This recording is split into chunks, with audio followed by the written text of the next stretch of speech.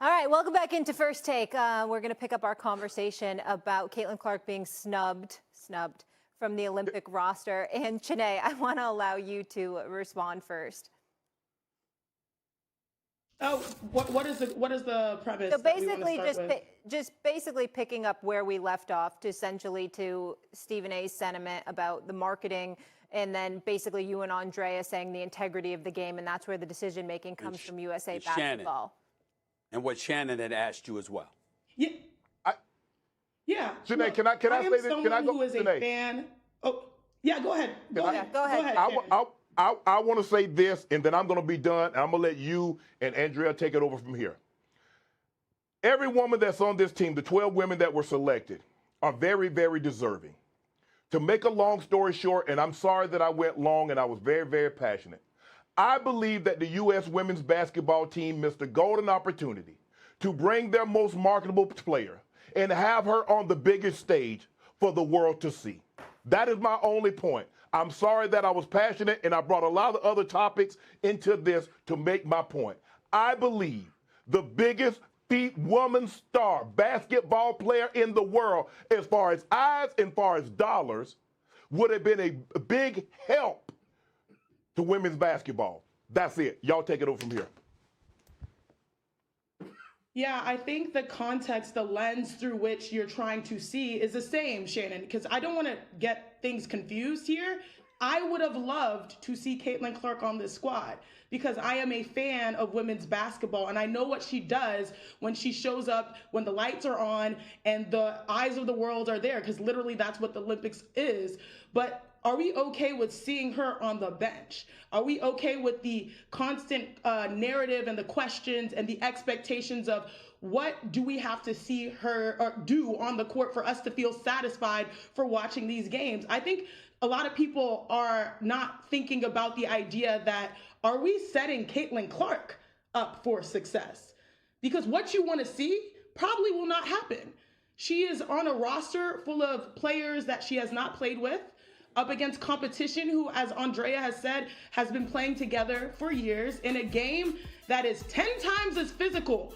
I know this personally. I played in Italy. I played in China. My sister played in China. She played in multiple years in Russia. You go overseas, the fouls are different, the referees are different, and overall the competition is very different, and even the ball is different.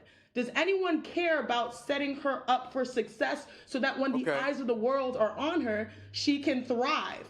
Have you seen what she has looked like right now, in shoot-arounds from game to game? They played 11 games in 21 days. They finally got some rest. Are we thinking about the potential rest that could benefit her finishing the WNBA season strong? Are we thinking about a potential debut in LA in 4 years when she has built that chemistry, has played in all the qualifying tournaments, has built up the equity within the WNBA and the international Olympic body? Like, you have to think about those types of things too, to me, that really would help set the game for longevity, not just the moment that we all want to see. Stephen A., can I ask you a question real quick? Stephen A., I want to ask you a question. Is there any part of you that feels like, okay, you can go last, then I'll ask it to Shannon, but it's to you and Shannon. Is there any part of you, to their point, that you feel like this could actually, one, hurt Caitlin Clark because she's A, not in a position to succeed, and also hurts the integrity of the game in women's basketball if people are getting spots when they're undeserving? If you don't want to go, Shannon can take it. I'll take it. I'll look at it like this, Molly. What better way is to get chemistry is to have Caitlin Clark, so these women, because we didn't talk about the Christine Brennan report that she had in USA Today, if I'm not mistaken, and talking about how some of the vets might have felt had Caitlin Clark not got the minutes that many people think she deserves. Think about the narratives and the questions. Narratives and questions are because we have people watching. Tell me the time that we've led the show that we've had this many conversations, a 30-minute block, a 40-minute block last week, talking about the WNBA. And we're talking about it for one reason. Let's not pretend ourselves. Let's not kid ourselves, guys. We want the integrity of the game, but if you want it to grow, you better have your most marketable players. That's why the first person when 1992, Stephen A., the very first person they reached out to was who? Michael Jeffrey Jordan, because they understood the most popular player, needed to be on the biggest stage. We'll take anybody else that comes along. We gladly have Scotty and Charles and Malone and Ewing and Robinson. We love to have them, but we need that big dog. You need her because she has more eyes watching her, talking about her, the jerseys being set. I don't believe, I mean, come on. Y'all make it seem like y'all going to put like women in college on the team. Come on, ladies. Like I said, I believe if you put her out there and let people see that she's like really a great young lady and that, you know, like, hey, man, she ain't trying to big time us. She doesn't think she's better than us because she has all these marketing dollars and everybody is talking about her. Man, she's one of the ladies. She's one of the homies. Let's kick it. Let's embrace her. No one thinks that right now. I don't think anyone is jealous of the marketing dollars or the eyeballs. But go ahead, Andrea. I don't want to jump. I don't want to go ahead, Andrea, because I want to stay on topic before we go. No. Oh no, I'm gonna go last, Andrea. Go ahead and speak. Go ahead and speak. I understand that you all. I understand the marketing perspective, but Shannon, in terms of building camaraderie, you can do that at the World Cup. You can do that at the Pan American Games. You could do that at a qualifying tournament. There are other opportunities to build Caitlin's chemistry with all of these women. You know when the best opportunity to do that is? At the All-Star Game. The All-Star Game is fun. The All-Star Game is enjoyable. The All-Star Game is an opportunity for you to get to know each other. That's what the All-Star Game is for.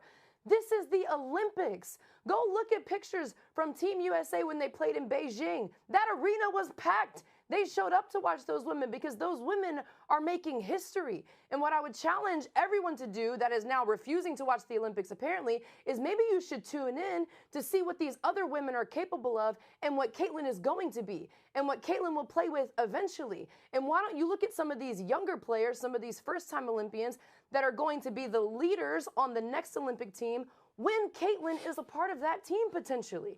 Like, I understand what you all are saying, but it is so short-sighted. Caitlin has been playing basketball nonstop since November. A break could be appreciated, and the worst thing you would want is something to happen to Caitlin where she can't finish out the WNBA season.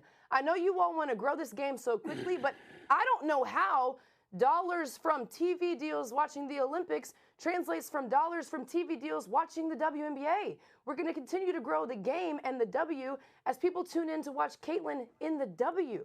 And her rest and the potential dynamo finish to the season that she could have could grow the game more on the back end than anything else. What? Go ahead, Stephen A. Yeah, go ahead. I'm not going to mention his name, but I had somebody that's well-renowned in this business, in this journalism business, use the word tragic. Andrea, he used the word tragic to describe what you're expressing. There is an absence in what you're saying of the big picture. You went on a soliloquy just minutes ago talking about how you're not willing to compromise your integrity. Nobody is talking about individuals compromising their integrity. We don't have to go there. I'm not compromising my integrity. Shanae isn't, you ain't, Shannon ain't, nobody. That's not what this subject is about. This is about history and what history has shown us and our willingness to open our eyes and pay attention to the reality, not to utopia, not to what we want something to be, but what it actually is. You lose me, Shanae loses me, and any human being is going to lose me when we're literally focusing on the content or the quality of a roster without bringing up the fact that one individual, a two-time champion, a national champion on the collegiate level, one of the greatest players to ever play in NBA history by the name of Isaiah Thomas, was left off the original Dream Team. Isaiah Thomas. You've got to be kidding me. It was a travesty what they did to him. They put John Stockton on the squad. I know he's a Hall of Famer. I know Isaiah introduced him. I know they're buddies. But that was highway robbery. Anybody with two eyes that watch the NBA knows that is one of the biggest crimes in the history of Olympic competition. There is no reason why Isaiah Thomas should not have been on that, off of that team outside of certain players not wanting him on there. My point is this. It was still done.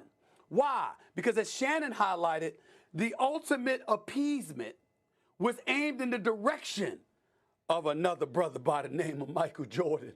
It's how it goes. And we said it last week. And I personally got accused of not promoting the WNBA more by our lovely colleague, Monica McNutt. No problems with her whatsoever. Love her to death. But she accused me of that, right? No problem. Then we go on to acknowledge there are many others who didn't do enough of a job of promoting the WNBA. You know why we didn't do a better job of promoting the WNBA? Because the numbers, the eyeballs, the interest, the sizzle, the headlines were not there.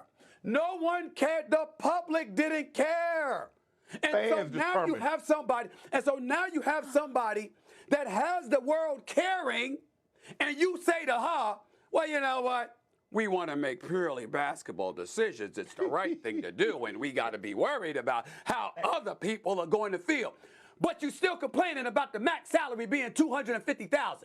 You're still complaining about the absence of eyeballs. You're still complaining about the lack of headlines and notoriety and pub and cachet. You're complaining about all of these things. And the one person who has proven they can alleviate that concern, that could ultimately serve to benefit the better whole, now we want to sit up there and get all altruistic and stuff and talking about, hey, it's about the sanctity of the game and the level of competition. You're going to win by 30 without her, just like you'd win by 30 with her. It don't make a difference. You make the call because of the betterment of the whole in the end. That is not compromising your integrity. That is business, and y'all are going to find that out. Stephen A., I hear you, but I think they won game one by 9. Ahead, they won game 1 by 9 in the last Olympics. They barely won the first game. It was single, and then another game was by 11. So, like, I get what you're saying, but if the committee's thinking basketball and the committee's thinking gold medal and the committee's thinking long-term what Caitlin will be as an Olympian when she has more strength, more physicality, more chemistry with the players on that team, Caitlin's superstardom, when she's ready to meet the moment, will grow the game in the long run. It'll grow the game. So they did it for her well-being. Bigger picture thing. So you're saying, so they did it for her well-being. That's what you're saying? They're looking at Caitlin Clark. They care about her well-being. Stephen A., it's not No, her well-being. they It's did it quite the because best not what I team said. out They did there. it Literally not what I because said. They did Putting it the best team out there. They did it because the reason. Sorry, yeah. Go ahead, Shanae. To me, they did it because people that fall in love with women's basketball fall in love for a different reason. They don't come to be entertained. They come to see the purity of the game. That has been consistent throughout the existence of the WNBA. Are we at a pivotal moment? Absolutely. But that moment is not a sprint. It is a marathon. And if we're thinking about marathon in the best interest of Caitlin Clark, it might be putting her in a position to make her global debut where she can succeed, potentially in Los Angeles, surrounded by a team of players that she has played against and played with. If you thinking about that marathon, then don't be holding people accountable for not promoting the sport more. Oh, don't do that. Can't have it both ways. If you're thinking about the marathon, we got to slow walk it, right? We got to slow walk. We got to crawl before we walk, right? We got incremental steps and improvement, right? All right. You can't sit up. Let's be careful now. Because we're not beating. Stephen A., what'd you just say last week when we were on the show together? What'd you just say about A'ja Wilson? What were your words about A'ja Wilson? That she was the most marketable player in the sport. I think she's the gold standard. You said that. So when this Olympics comes up, we should have first take segments. We should have first take segments on what A'ja Wilson does in the Olympics, and then people will watch because you say it.